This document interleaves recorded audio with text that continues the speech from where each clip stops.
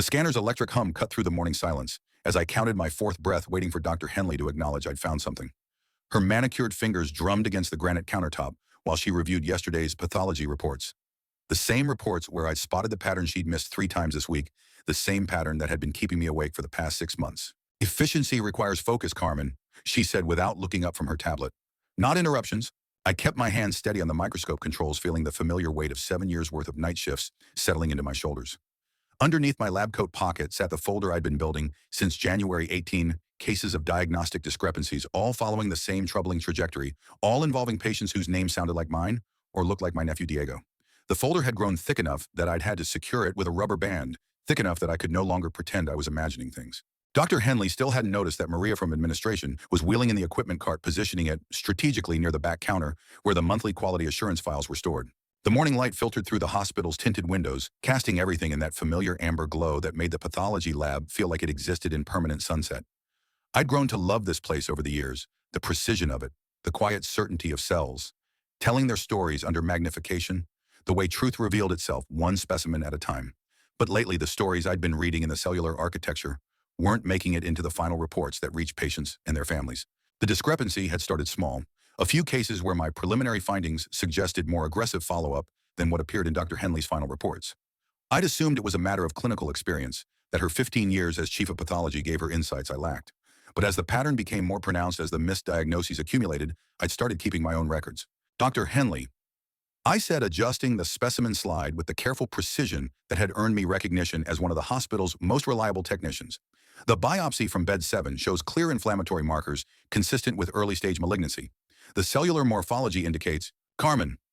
Her voice carried that particular edge she'd perfected over the past year, the one that reminded everyone in the room about the hierarchy that separated physician from technician, decision-maker from data collector. I appreciate your enthusiasm for the work, but interpretation is a physician's responsibility, not a technician's. She walked over to my station, her heels clicking against the polished floor with the rhythmic precision of someone accustomed to being heard before she spoke.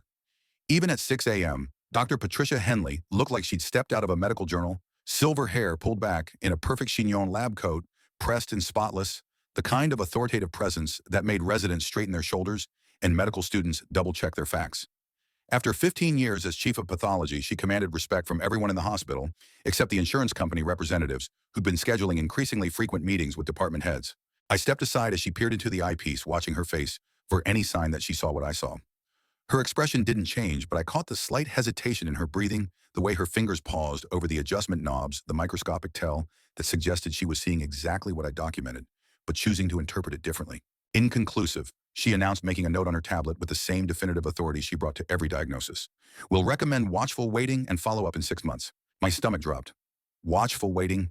6 months. For a 42-year-old construction worker with 3 kids and no family history of cancer, that recommendation could mean the difference between early intervention and a widow planning a funeral. I'd seen enough cases over 7 years to know how quickly cellular changes could progress from suspicious to aggressive to terminal. Dr. Henley, with respect, those cells show definitive signs of mitotic activity and nuclear pleomorphism consistent with Carmen. She turned to face me fully, now her blue eyes sharp with the kind of authority that had been honed through years of making life and death decisions. Are you questioning my clinical judgment? The question hung in the air, like the ozone smell from the lab's sterilization equipment. Around us, the morning shift was arriving in the comfortable chaos of a hospital, waking up technicians, checking centrifuge calibrations, residents grabbing coffee from the break room, the familiar rhythm of people preparing to spend another day fighting death with science. None of them looked our way directly, but I knew they were listening. In a hospital, everything was observed, cataloged, remembered. No, ma'am, I said, the words tasting like compromise and cowardice. I'm sharing a technical observation. Then observe in silence. She walked away, leaving me standing alone at the microscope with the weight of another missed diagnosis settling into my chest like a physical presence. But I wasn't really alone. Maria from administration had finished setting up the equipment and was now organizing files near the back counter, her movements casual but purposeful. She caught my eye and gave the smallest nod, the kind of acknowledgement that said she'd heard everything and understood the implications.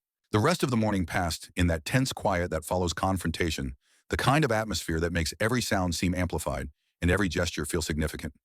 I processed specimens with the mechanical precision I'd developed over thousands of similar mornings, updated logs with the careful accuracy that had made me indispensable to 3 different department heads, and tried to focus on the work that had drawn me to pathology in the first place. There was something beautiful about the way cells revealed their secrets under the right magnification, their geometric patterns their desperate attempts to replicate and survive the way they told stories about life and death and everything in between. Understanding their language meant understanding disease, and understanding disease meant defeating it. But understanding meant nothing if the translation never reached the people who needed it most. Around 10 o'clock, my phone buzzed with a text message from my sister Rosa. Diego's appointment moved to Thursday, getting more nervous about the results. Doctor says his blood work shows some irregularities, but won't say more until we see specialists. I stared at the message, my hands trembling slightly as I held the phone. My 19-year-old nephew had been experiencing unexplained fatigue and joint pain for months, symptoms that had been dismissed by 3 different physicians as stress-growing pains. Maybe depression brought on by the challenges of community college and working nights at a warehouse. But I'd seen his preliminary blood work when Rosa had asked me to look at the numbers. I knew what those values meant, even if no one wanted to listen to the night shift lab technician with the associate's degree from the community college down the street. The cellular changes I'd been documenting weren't abstract anymore. They had names, faces, families who waited by phones and sat in sterile waiting rooms hoping for good news that might never come because someone in a position of authority had decided that caution was more valuable than accuracy. Carmen. Dr. Henley's voice cut through my thoughts like the blade of a microtome, sharp and precise. Could you process the specimens from oncology? They need priority handling. I looked up to find her standing by my station again, this time holding a stack of requisition forms, thick enough to represent dozens of lives hanging in the balance. Her expression had softened slightly since our earlier confrontation, but there was still that underlying tension, the kind that suggested our conversation about clinical interpretation and professional boundaries wasn't finished. Of course, I said, accepting the forms and noting how they seemed to weigh more than they should, each one representing someone's worst fears, made manifest in tissue samples and cellular analysis. As she handed them over, our fingers touched briefly. Her skin was soft, pampered, the hands of someone who spent more time reviewing reports than handling specimens. Mine were stained with years of chemical exposure and late-night coffee marked by the physical reality of laboratory work. 2 different worlds sharing the same microscope, the same commitment to medical accuracy, but approaching it from positions that seemed to grow further apart each day. Carmen, she said quietly, her voice dropping to the tone she used for confidential discussions. I know you care about the patients. That's admirable. But caring and knowing are different things. I met her eyes, seeing something there I hadn't noticed before: exhaustion, perhaps, or the kind of weariness that comes from making difficult decisions under impossible pressure. What if they're not? I asked. She studied my face for a long moment, her expression cycling through emotions I couldn't quite identify. Behind her, the lab continued its morning routine. Specimens processed, results recorded, lives changed by numbers on computer screens, and observations made through optical lenses. The scanner hummed its constant electric song, a sound that had become the soundtrack to my professional life. Then prove it, she said finally, through proper channels. She walked away, but her words lingered in the air like the chemical tang of fixing solution. Proper channels. In 7 years at Memorial Hospital, I tried proper channels dozens of times. Forms submitted to medical review committees, concerns raised with department supervisors, suggestions offered during monthly staff meetings, where my voice seemed to disappear into the acoustical tiles of conference rooms. Each time the same polite dismissal. Thank you for your input, Carmen. We'll take it under consideration. But consideration wasn't saving lives. Consideration wasn't going to help Diego or the construction worker from bed 7 or the dozens of other patients whose cellular stories were being edited before they reached the people who needed to hear them. I opened the first oncology file and began reading, forcing myself to focus on the technical details that had drawn me to this work in the first place. Mrs. Patterson, 64, breast tissue biopsy. The requesting physician had noted routine screening follow-up on the requisition form, but the specimen showed aggressive cellular changes that wouldn't wait for routine anything. The cells under the microscope told their story with brutal clarity. Invasive ductal carcinoma, likely stage 2, based on the cellular architecture and the extent of stromal invasion. With immediate intervention, aggressive treatment, and a bit of luck, Mrs. Patterson could be looking at a 90% 5-year survival rate. Without it, without someone willing to read the cellular signs and act on what they revealed, she'd be planning her funeral within 18 months. 20 minutes later, I had my preliminary findings documented in the detailed technical language I'd learned to use when describing life and death observations to people who had the authority to act on them. Clear evidence of malignancy, cellular characteristics consistent with aggressive disease progression, recommendation for immediate surgical consultation in staging studies. The kind of report that should have triggered phone calls, urgent appointments, the mobilization of an oncology team. I reached for the intercom to page Dr. Henley, then stopped. My hand hovered over the button as I remembered her words from this morning, the edge in her voice when she'd reminded me about the hierarchy that separated observation from interpretation, data from diagnosis. Interpretation is a physician's responsibility. But what about accuracy? What about truth? Whose responsibility were those? I made my decision. Instead of paging Dr. Henley directly, I walked to the back counter where Maria was still organizing files with the methodical precision of someone who understood how information flowed through hospital bureaucracy. She looked up as I approached, her dark eyes reflecting the kind of intelligence that had kept her employed through 4 different hospital administrations and half a dozen policy changes. Maria, I said quietly, making sure my voice wouldn't carry to the other workstations, How would someone go about requesting a medical review without going through normal department channels?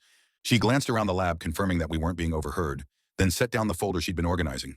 Depends what kind of review you're talking about, Carmen. The kind that looks at patterns, diagnostic accuracy, maybe see if there's something bigger happening than individual cases. Maria nodded slowly, her expression becoming more serious as she processed the implications of my question. She'd been with Memorial Hospital for 12 years, had seen administrations change policies, shift priorities, realign based on financial pressures and regulatory requirements. If anyone understood how the system really worked, the difference between official procedures and effective action, it was her. There's a quality assurance committee, she said, pulling a business card from her desk drawer and sliding it under a stack of maintenance reports. Independent review board. They meet monthly to investigate concerns about patient care standards.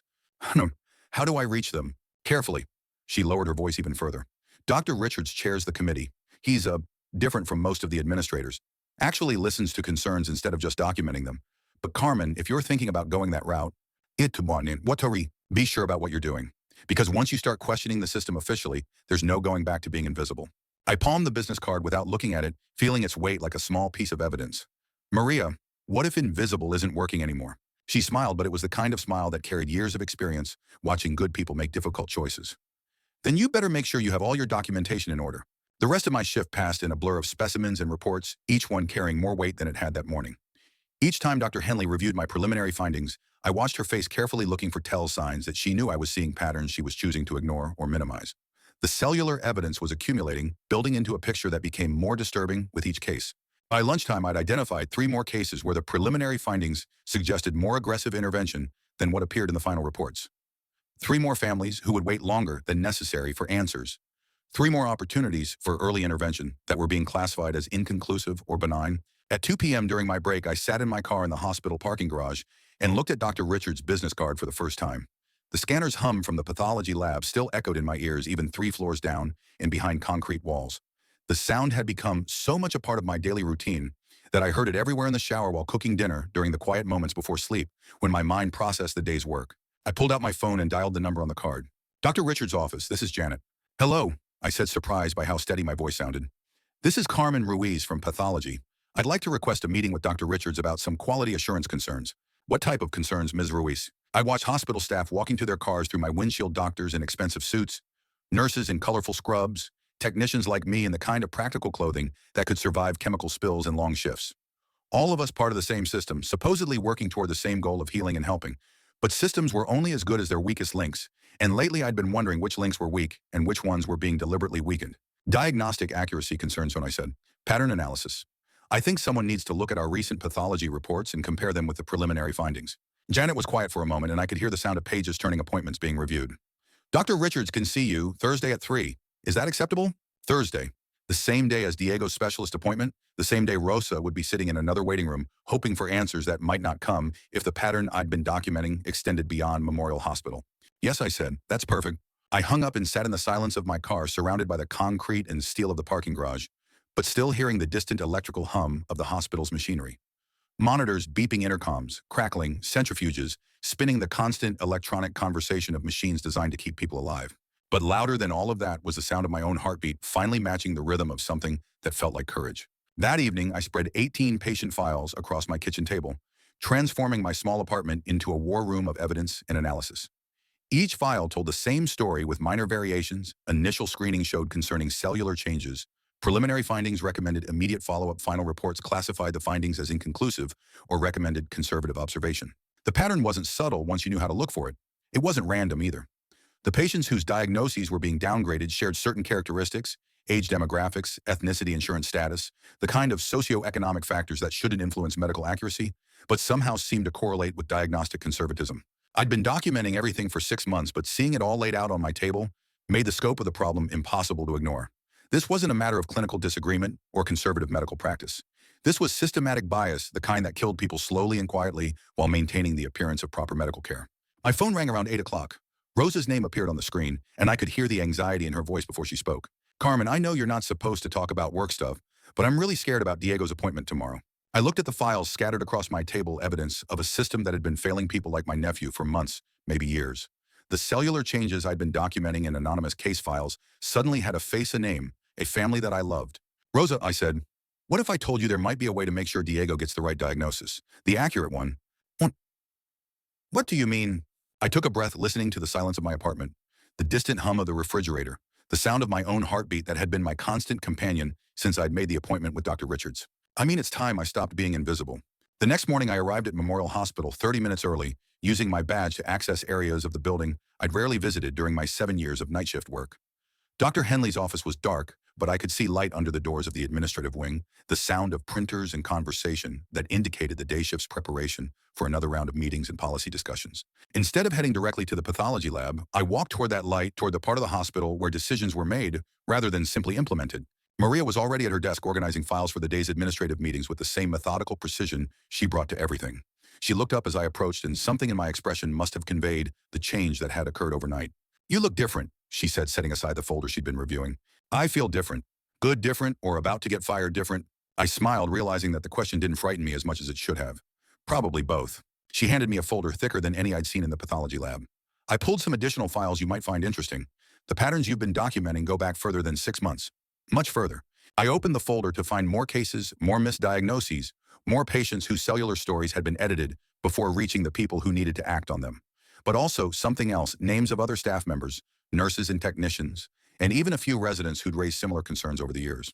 "Maria, how many other people have noticed these patterns?" "More than you'd think. But most of them learned to stay quiet after their first few attempts to raise concerns." "Wanted to get what changed their minds, Kurichin." She looked around the empty administrative quarter, then back at me with an expression that combined sadness and determination. "Same thing that's about to change yours, I think. They realize that quiet doesn't save lives." I spent the morning documenting everything with the thoroughness I'd learned through 7 years of laboratory work.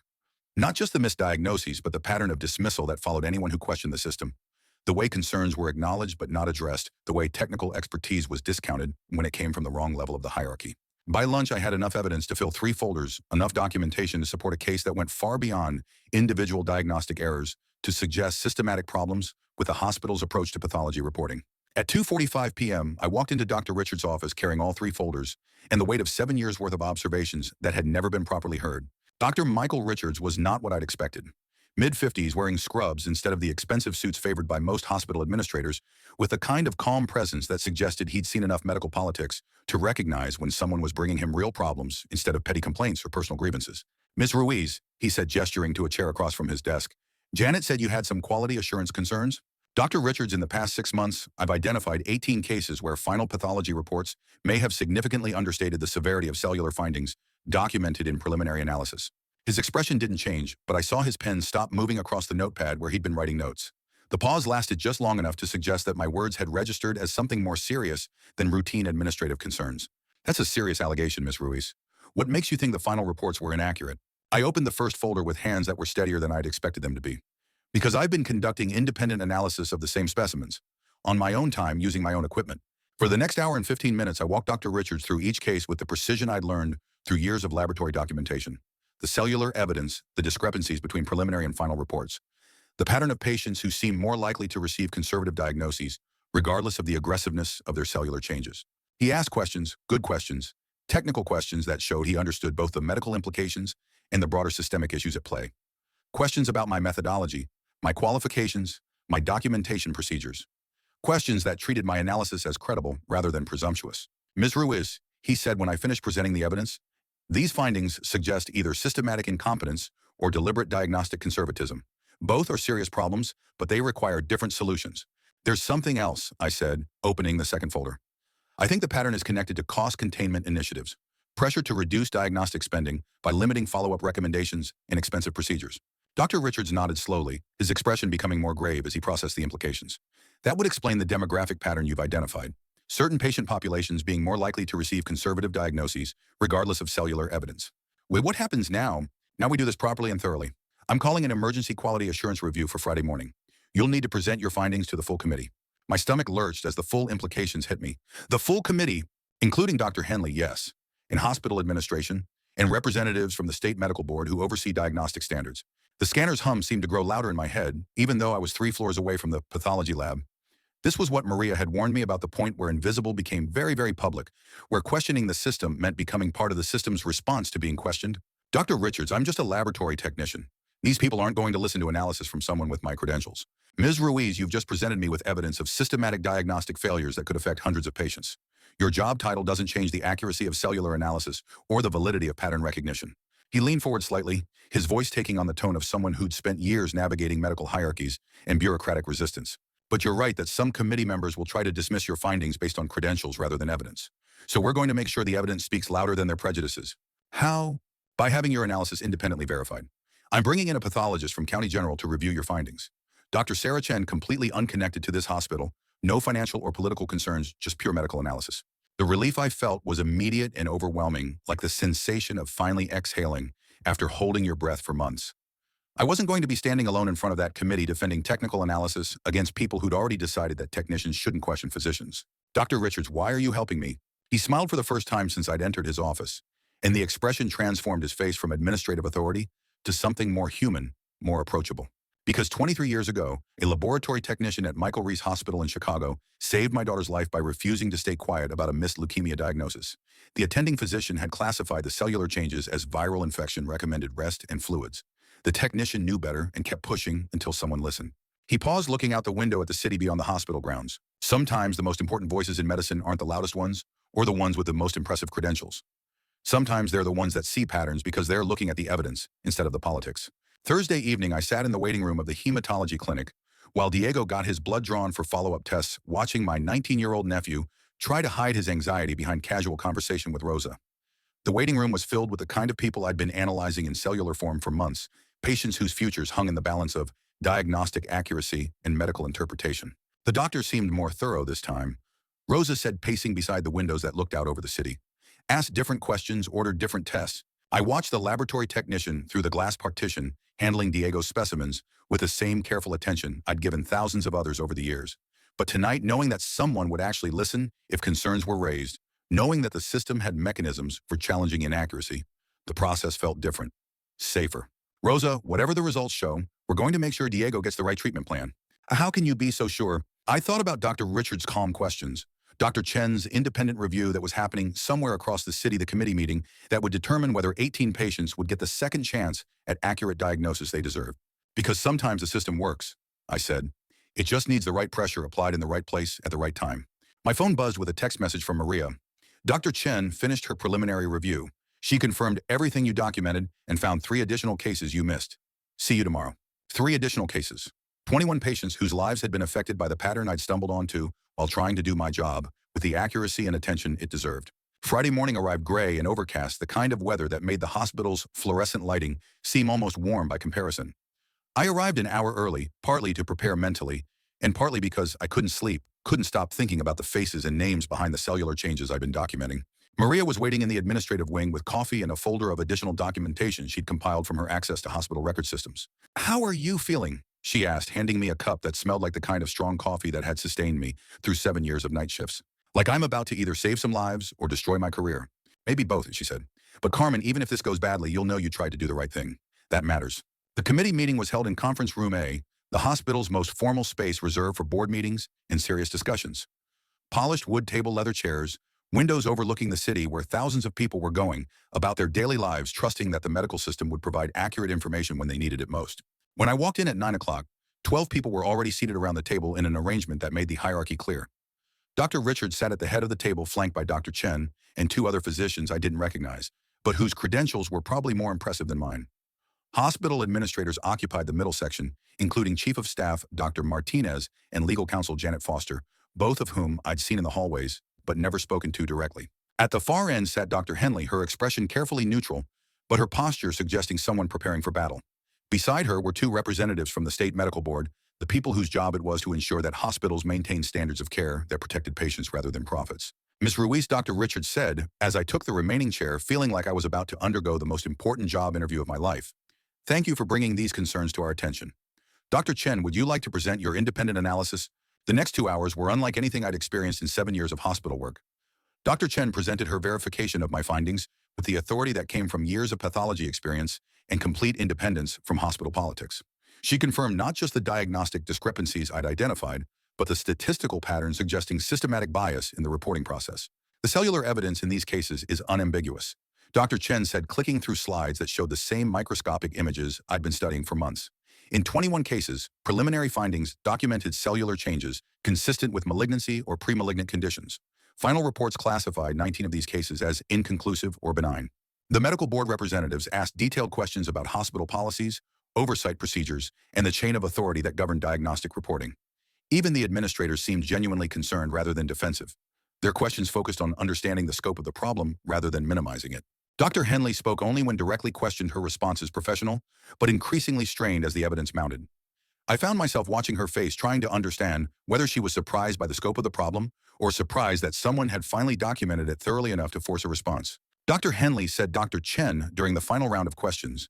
Ms. Ruiz's documentation suggests that cellular evidence was consistently minimized in your final reports. Can you explain the medical reasoning behind these diagnostic decisions? The room went quiet in the way that only happens when everyone present understands they're witnessing something significant. The scanner's hum from the pathology lab seemed to penetrate even these soundproofed walls, a constant reminder of the work that continued while we debated the accuracy of the decisions that emerged from it. The decisions were based on clinical experience and conservative medical practice. Dr. Henley said, her voice steady, but lacking the authority it usually carried. Conservative diagnoses prevent unnecessary patient anxiety and avoid expensive procedures that may not be warranted. Conservative diagnoses also delay treatment, Dr. Chen replied. In at least 12 of these cases, early intervention could have significantly improved patient outcomes. In 3 cases, the delay may have been life-threatening. Dr. Martinez leaned forward, his expression serious. Dr. Henley, were there external pressures influencing your diagnostic decisions?